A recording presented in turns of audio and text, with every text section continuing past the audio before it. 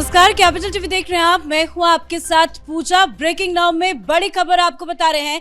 प्रधानमंत्री नरेंद्र मोदी अपने भूटान यात्रा के बाद भारत पहुंच चुके हैं और भारत लैंड होते ही पीएम मोदी एयरपोर्ट से सीधा एलएनजेपी अस्पताल पहुंचे। तस्वीरें आपको दिखा रहे हैं, ये पीएम मोदी की अभी बस कुछ ही देर पहले की तस्वीरें हैं, जहां पीएम मोदी एयरपोर्ट से सीधा अस्पताल पहुंचे और दिल्ली ब्लास्ट में घायलों से मुलाकात की है। एक एक करके सभी घायलों के साथ पीएम मोदी ने बातचीत की है, सभी का ढांढस बताया और एक बार फिर से कहा कि जो भी साजिश करता है उसे बख्शा नहीं जाएगा। आपको बता दें कि बस थोड़ी ही देर के बाद अब सीसीएस की बैठक भी होनी है। मतलब पीएम मोदी के भारत लौटते ही एक्शन की कार्रवाई भी तेज हो गई है। अब मीटिंग्स होंगी, रणनीति बनाई जाएगी और साजिशकर्ता को कैसे बख्शा ना जाए उस पर एक गहन चिंतन मंथन भी किया जाएगा। साथ ही इस वक्त बड़ी खबर आपको बता रहे हैं, लगातार एजेंसियां रेड कर रही है, पुलिस एक्टिव है, धरपकड़ और रेड की कार्रवाई तो चली रही है। इसी बीच एक खबर यह सामने आ रही है कि एक और आतंकी कार दिल्ली में घूम रही है। इको स्पोर्ट्स की यह कार है, गाड़ी का नंबर भी सामने आ गया है, जिसकी भी जांच पड़ताल अब तेजी से आगे बढ़ रही है। तो तमाम बड़ी अपडेट आपको बताएंगे। मेरे साथ जुड़े हुए हैं कैपिटल टीवी के editor in chief doctor Manish Kumar. Sir, कल तक तो विपक्ष और कांग्रेस पार्टी सवाल खड़े कर रही थी कि मोदी विदेश घूम रहे हैं, उनको चिंता नहीं है देश की, और आज पीएम मोदी पहुंचे, कहीं नहीं गए, एयरपोर्ट से सीधा वो अस्पताल गए और घायलों से मुलाकात की है। देखिए, प्रधानमंत्री मोदी के कमिटमेंट के ऊपर तो कोई सवाल खड़े नहीं कर सकता।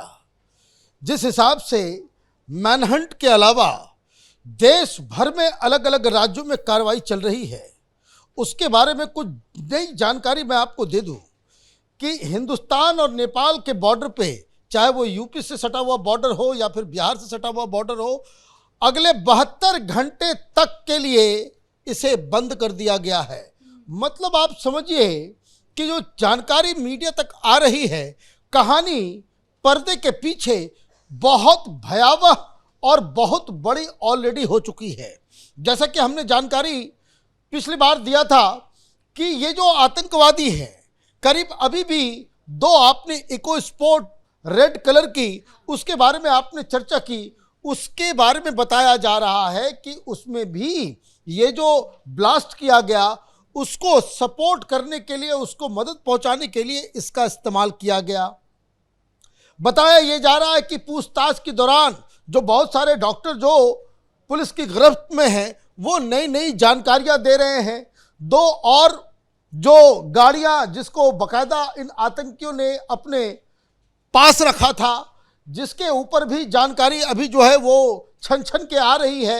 एक इको स्पोर्ट को बकायदा चिन्हित किया गया है।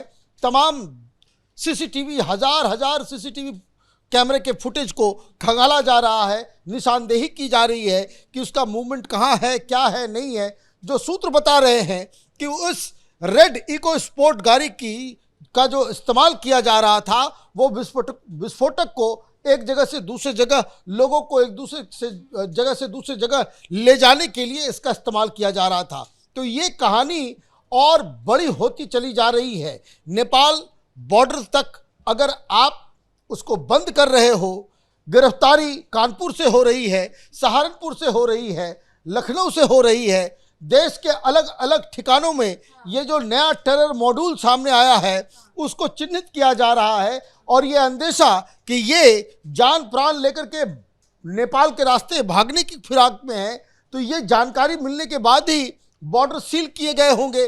तो इसका मतलब ये है कि एक बहुत बड़ी साजिश, बहुत बड़ा प्लान। और आप इसलिए देखिए कि इस वक्त जब हम बातचीत कर रहे हैं, एनआईए की एक टीम वो अल फलाह यूनिवर्सिटी के अंदर वो तमाम जांच पड़ताल में जुटी हुई है। वहाँ के स्टूडेंट्स को जो है वो पूछताछ हो रही है, लैब्स को बकायदा खंगाला जा रहा है। और ये जानकारी आ रही है कि ये जो बॉम्ब बनाने की फैक्ट्री इन डॉक्टर्स ने क्रिएट किया था, वो अल फलाह यूनिवर्सिटी के लैब्स के अंदर ही ये सारा चीज़ हो रहा था।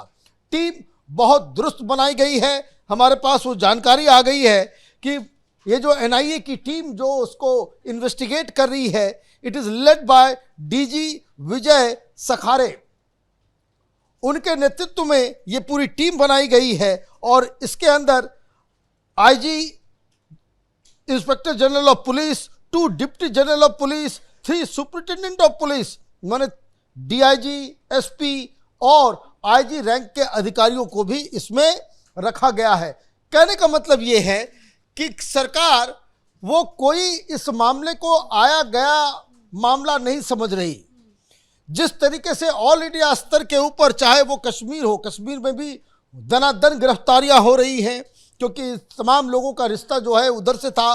अब आप देखिए वो जो महिला डॉक्टर है उसके भाई को भी पकड़ा गया है। वो डॉक्टर परवेज आलम, ये भी एक डॉक्टर निकला, इसको लखनऊ में से उठाया गया है। बताया जा रहा है कि ये भी रिक्रूटमेंट का काम कर रहा था। 6 मोबाइल फ़ोन, भाई 6 मोबाइल फ़ोन कौन रखता है? और उसमें से मालूम चल रहा है कि इनकी बातचीत पाकिस्तान हो रही थी। तो ये तो मुझे लग रहा है कीपिट का फोन बताया जा रहा है कि वो शख्स अगल बगल आसपास किसी से बात नहीं करता था, शांत रहता था, लेकिन 6 फोन रखे हुए थे। तो ये तो कहानी है। इसका मतलब ये है कि जो एजेंसियों को लग रहा है वो ये लग रहा है कि कुल मिलाकर के ये लोग 26 जनवरी तक कोई बड़ी आतंकी हमला, अब जो जानकारी आ रही है कि भाई सहारनपुर को भी टारगेट करना था, अयोध्या को भी टारगेट करना था, लखनऊ को भी टारगेट करना था, दिल्ली को भी टारगेट करना था, फरीदाबाद को भी टारगेट करना था, चंडीगढ़ को भी, मतलब ये कि पूरे देश को दहलाने की एक साजिश रची जा रही थी। और इस वक्त जब हम लोग रिकॉर्ड कर रहे हैं 500 केजी 500 केजी अमोनियम नाइट्रेट को तलाशा जा रहा है क्योंकि पूछताछ के दौरान ये जानकारी मिली कि कहां कहां इन लोगों ने विस्फोटक का जखीरा जो है इन लोगों ने बाकायदा छिपा रखा है। तो कई सारी जानकारी आ रही है। प्रधानमंत्री मोदी एयरपोर्ट पहुंचते ही सीधे हॉस्पिटल गए, लोगों से बातचीत की, ये बताया कि देश तुम्हारे साथ है, और हॉस्पिटल से निकलते निकलते उन्होंने फिर अपनी बात को दोहरा दिया कि जो कोई भी साजिश करता है उसको छोड़ा नहीं जाएगा। मतलब ये एक तो करने वाले लोग हो गए, साजिश कहाँ हो रही है? तो ये साजिश ये पाकिस्तान में हो रही है। साजिश कौन कर रहा है? ये जैसे मोहम्मद वाले कर रहे हैं।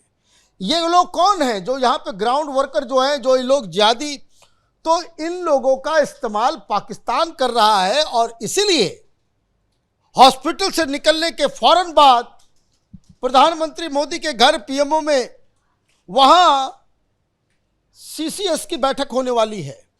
मतलब आज शाम तक कोई बड़ा फैसला होगा कि पाकिस्तान का इलाज इस बार कैसे किया जाए। वाकई में, क्योंकि इंतजार यही था कि पीएम मोदी कब आते हैं, क्योंकि पहले से उनका शेड्यूल था, जाना था, तो वो गए और बहुत जल्द लौट आए। क्योंकि पहले खबर थी कि शाम तक आएंगे, लेकिन दोपहर होते होते वो तुरंत भारत आ गए और सीधा उन्होंने जाके अस्पताल से मुलाकात की। अब ये मीटिंग है, बैठक है, अमित शाह पूरी रिपोर्ट के साथ पीएम मोदी के सामने मौजूद होंगे, एक एक डिटेल्स बताएंगे। इसके पहले हालांकि अमित शाह लगातार फोन पे पीएम मोदी के साथ कनेक्ट कर रहे थे, बातचीत कर रहे थे, रिपोर्ट दे रहे थे। अब आगे सर क्या लग रहा है? ये मीटिंग तो इंपॉर्टेंट है ही, क्योंकि पाकिस्तान तो टारगेट पर है, लेकिन पाकिस्तान की तरफ से यह बयान आ रहा है कि भारत ने जानबूझकर यह सब हमला किया है, हमारा इसमें कोई हाथ नहीं। देखिए, पाकिस्तान तो हमेशा यही कहता है कि हमने कुछ नहीं किया।